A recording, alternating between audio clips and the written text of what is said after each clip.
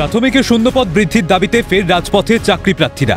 বৃহস্পতিবার শিয়ালদা স্টেশন থেকে ধর্মতলা পর্যন্ত মিছিলে সামিল হন 2022 প্রাথমিক টেট পাস ডিএলএড ঐক্যমঞ্চের সদস্যরা।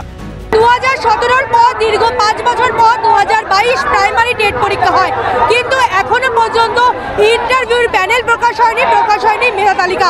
শূন্যপদ প্রকাশ করে 50,000 শূন্যপদ প্রকাশ করে ইন্টারভিউর প্যানেল প্রকাশ করতে হবে, তার এক দাবি সহ একাধিক দাবি আজকের এই প্রতিবাদ মিছিল। সামনেই দেখা যাচ্ছে বিশেষভাবে সক্ষম এক মহিলা এই মিছিলে অংশগ্রহণ করেছেন চাকরি প্রার্থীদের। প্রাথমিক শিক্ষা পর্ষদের ঘোষণা অনুযায়ী বর্তমানে 13,421টি শূন্যপদ রয়েছে, যা বাস্তবের তুলনায় অনেক কম।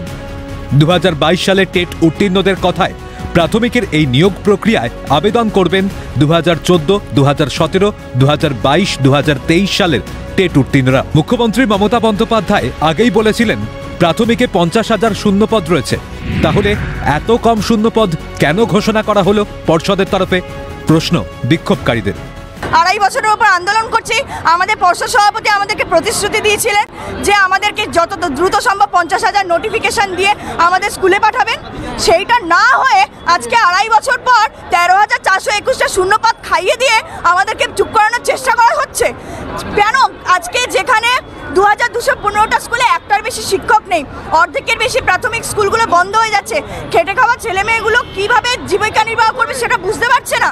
আজকে টেট উত্তীর্ণ হওয়ার পর আজকে আমাদের ললিপপ দিচ্ছেন 13,000 ভ্যাকেন্সি, যেখানে 50,000 ভ্যাকেন্সি দেওয়ার কথা। স্কুলে যাব, এটাই তো দাবি। আজকে পুরো রাজ্যে শিক্ষা ব্যবস্থা, শিক্ষা সমস্যাকে আজকে রাস্তায় এনে নামিয়েছে। আজকে চপ বেচার কথা আমাদের। আজকে আমরা শিক্ষিত হয়েছি এই জন্য। চাকরি প্রার্থীদের পাশে দাঁড়িয়ে রাজ্যের শিক্ষা ব্যবস্থার দিকে অভিযোগের আঙুল তুলে সুর চড়াও করেন আইএসএফ বিধায়ক নওসাদ সিদ্দিকী। বুনিয়াদী শিক্ষাটা রাজ্য সরকার ধ্বংস করছে। আজকে 2012 থেকে 2024 পশ্চিমবাংলায় 25,000 প্রাইমারি স্কুল বন্ধ করেছে। এই মুহূর্তে পশ্চিমবাংলায় প্রায় 1.5 লক্ষ শূন্যপদ আছে প্রাইমারি স্কুলগুলোতে, আর নাটক পেয়েছে 13,421 ঘোষণা করে দেবে। আমরা চুপ করে বসে থাকবো? আমরা আজকে রাস্তায় নেমেছি আমাদের পরিবারের ছেলে মেয়েরা যে স্কুলে পড়ে সেই স্কুলগুলো বাঁচাতে। শুধুমাত্র আমি রাস্তায় নেমেছি এদের এই 50,000 ভ্যাকান্সি বাড়ানো মানে এই 50,000 শিক্ষক নিয়োগের জন্য নয়, আমাদের এলাকার প্রান্তিক এলাকার স্কুলগুলোকে বাঁচানোর জন্য আজকে নেমেছি। এখানে দেখা যাচ্ছে ললিপপ নিয়ে প্রতিবাদ করছেন তারা। একদিকে রয়েছে মুখ্যমন্ত্রীর ছবি, ব্রাত্য বসুর ছবি এবং প্রাথমিক শিক্ষা পর্ষদের সভাপতির ছবি, আর তাদেরকে ললিপপের মালা পরিয়েছেন। খুব কষ্ট করে এসেছি। হ্যাঁ, আমি 2022 সালে টেট দিয়েছি। কষ্ট, এই বাচ্চাকে নিয়ে এসেছি, খুব কষ্ট হচ্ছে, মানে এত কষ্ট হচ্ছে আমি বলতে পারবো না। আমাদের কষ্টটা যদি বুঝতেন সরকার, তাহলে মনে হয় এতদিন আমাদের অপেক্ষা করতে হতো না, বসে থাকতে হতো না। তাদের দাবি প্রাথমিক শিক্ষায় আরো বেশি শূন্যপদ ঘোষণা করতে হবে।